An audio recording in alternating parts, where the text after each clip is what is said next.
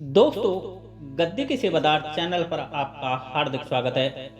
आज हम बात करते हैं प्रेत के बारे में कि घर का ही कोई मृत व्यक्ति जब प्रेत रूप धारण कर लेता है तो क्या क्या बवंडर पैदा करता है। और यह प्रेत यदि कोई तांत्रिक भगत गद्दी दरबार चलाने वाला रहा है, उसने यदि भूत प्रेत उतारने, घात मूठ चौकी चलाने या यूं कहें कि गंडा ताबीज भभूत देकर यदि जन कल्याण लोक कल्याण जैसे कार्य किए हैं, किंतु यदि आज किसी कारणवश प्रेत वासा में पड़ा हुआ है तो यह जो उत्पात करेगा उसकी तुम कल्पना भी नहीं कर सकते। यह जो माया जाल फैलाएगा, तमाम तरह के भ्रम जो पैदा करेगा, यह सब आपकी सोच से परे हैं। आप जो अपने आप को या आपके घर के और लोग जो अपने आप को बड़े ही चतुर व बुद्धिमान मानते हैं ना, वह तुम्हारी चतुराई इसके सामने कहीं नहीं ठहरती। यह जब चाल चलता है ना, तो आपके मोहरे भी इसी के लिए काम करते हैं। कारण है इसका पूरा आधिपत्य तुम्हारे शीश पर होता है। यह तुम्हारे मन व मस्तिष्क पर अपना नियंत्रण रखता है, इसलिए यह तुम्हारी प्रत्येक चाल को समझता है, किंतु तुम इसकी एक भी चाल को नहीं जान पाओगे, क्योंकि तुम इसके नियंत्रण में होते हो, ना कि यह तुम्हारे। यह तुम्हारे घर के प्रत्येक सदस्य पर एक ही समय में अपना विषम विषम प्रभाव रख सकता है। यह घर के एक सदस्य पर काली बनकर खींच सकता है, दूसरे पर मसान, तीसरे पर कुछ और रूप ले लेगा और चौथे पर कुछ और।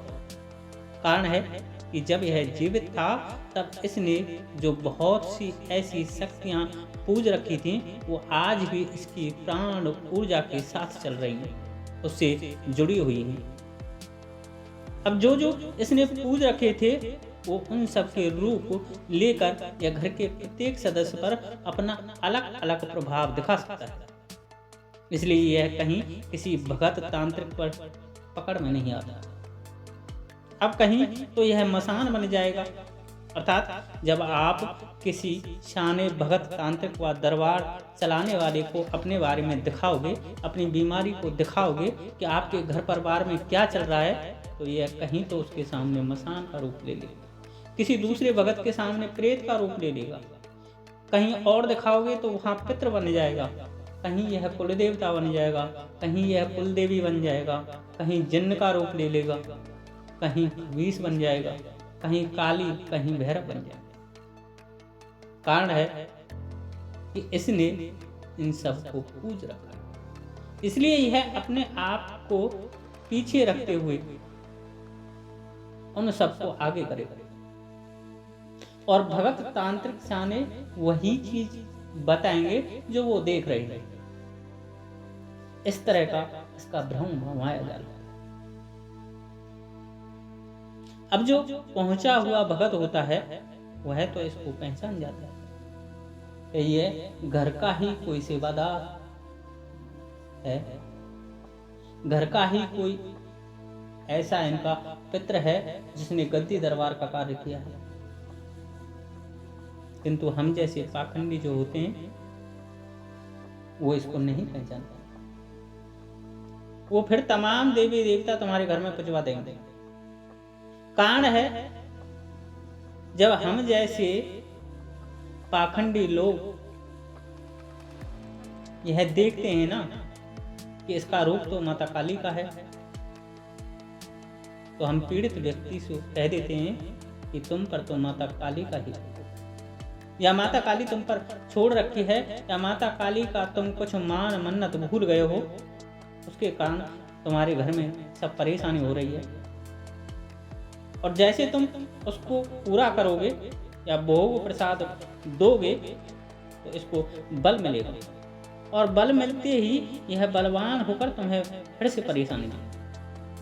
कारण है कि यह प्रेत वासा में पड़ा हुआ, इसके इस तत्व को बढ़ाने का मतलब है अपने को कष्ट में डालना। इसलिए दोस्तों, यदि घर के पितृ प्रेत पीड़ा में चल रहे हैं प्रेत वासा में पड़े हुए हैं तो भूल कर भी आपको अग्नि पर भोग नहीं देना चाहिए, वरना जिंदगी भर कंगाली में गुजरेगी। आपके प्रत्येक कार्यों में रुकावट आएगी। आपका मान सम्मान धन वैभव सब कुछ बट्टे में लग जाएगा और पूरा जीवन तंत्र मंत्र जादू टोने करने वालों की खोजबीन करते, उनके चक्कर लगाते ही गुजरेगा। दोस्तों, आपके साथ ये सब जो घट रहा है ना, इसको घटाने के पीछे भी इसी का हाथ है कि आप बार बार गद्दी दरबार वालों के चक्कर लगाते हो। कारण है कि यह अपनी शक्तियों को पुजवाना चाहता है और धीरे धीरे यह पुजवा भी लेगा। यह धीरे धीरे आपको गद्दी दरबार चलाने के लिए अग्रसित करेगा। यह जबरन तुम्हें नतमस्तक कर देगा, अपने सामने घुटने टिकवा देगा।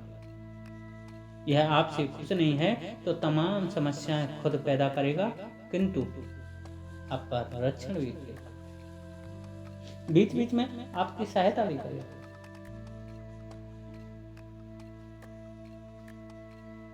क्यों? क्योंकि आप ब्रह्म में हैं। आपके चारों तरफ माया जाल इस तरह से घूमता है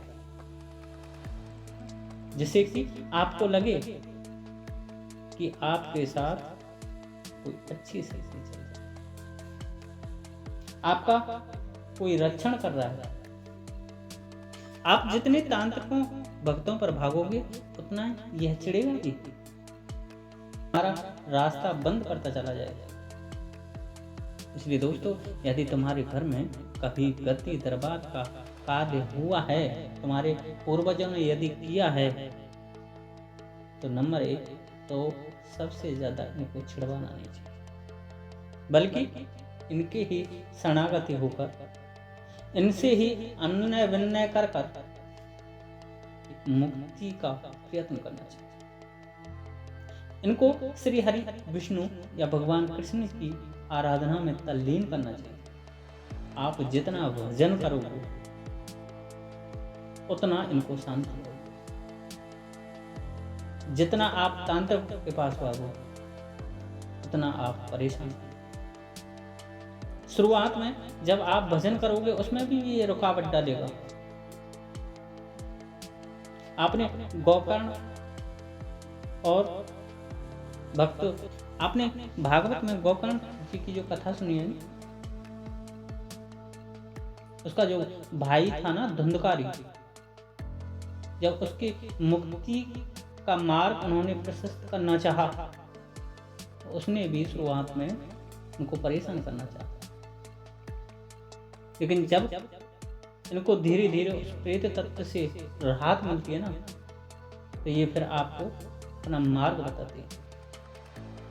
ये खुद अपने आप तुम्हें उस मार्ग पर ले चलते हैं। इसलिए शुरुआत में जब आप इसकी मुक्ति का मार्ग भी प्रशस्त करना चाहोगे, तो ये शुरुआत में मांगलिक कार्यों में रुकावट पैदा करेगा। यह लड़ाई झगड़े घर में पैदा करेगा। यह तमाम तरह की नकारात्मक सकारात्मक जैसे रूपों को लेकर के तुम्हें दिखेगा भी,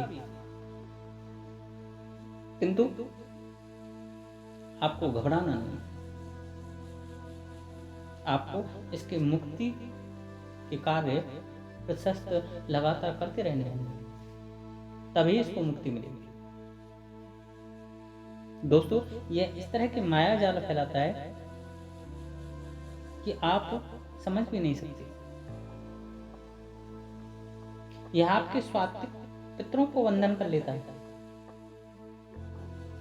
जो आपके स्वात्विक पितर हैं ना, जो हम जैसे जिन्होंने पूजा पाठ नहीं कर रहे हैं, जैसे घर में और सदस्य जो होते हैं जो पूजा पाठ से जिनका कोई ताल्लुकात नहीं होता और वो बेचारे मर जाते हैं, ये उनका बंधन कर देता है।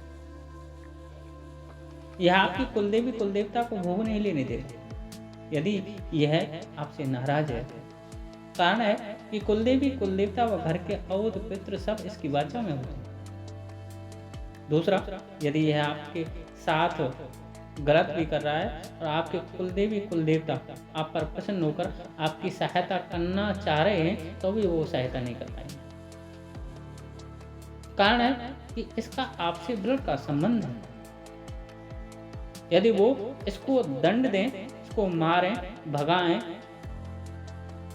इसको दबा के रखें,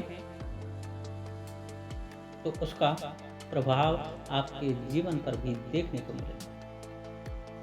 इसलिए इसका तो एक ही मात्र उपाय यह है कि इसकी मुक्ति के लिए प्रयत्न किए जाने चाहिए, या दूसरा उपाय यह है कि इसको जागृत कर लो और फिर से इसको जन कल्याण के कार्यों में तल्लीन कर दो। धीरे धीरे जब इसको आदत हो जाए तब इसकी मुक्ति के मार्ग पर इसको लेकर के चलो, अपने साथ लेकर के चलो। जितना आप भजन करोगे नारायण का, उतना यह प्रेत तत्व को छोड़ देगा और पितृ रूप धारण कर लेगा। तथा इसके साथ जो देवी देवता चल रहे थे, जो इसने सिद्धियां हासिल की थी, जो उनके तत्व इनके साथ चल रहे हैं, उन देवी देवताओं के तत्व को धीरे धीरे आपको उनके स्थान पर, उनके धाम पर पहुंचाना। किंतु यह सब करना कैसे होगा, यह सब कैसे किया जाएगा, जानने के लिए आप अगली वीडियो देखना करते हैं। वहीं ग्रामीण तंत्र के ऐसे ही अनोखे रहस्य जानने के लिए चैनल जरूर सब्सक्राइब करें। आज के लिए इतना ही। वीडियो अच्छी लगी हो तो लाइक करें, शेयर करें और कमेंट्स करें। जय श्री राधे, जय श्री कृष्णा, जय माता की, जय गद्दी के सेवादार की।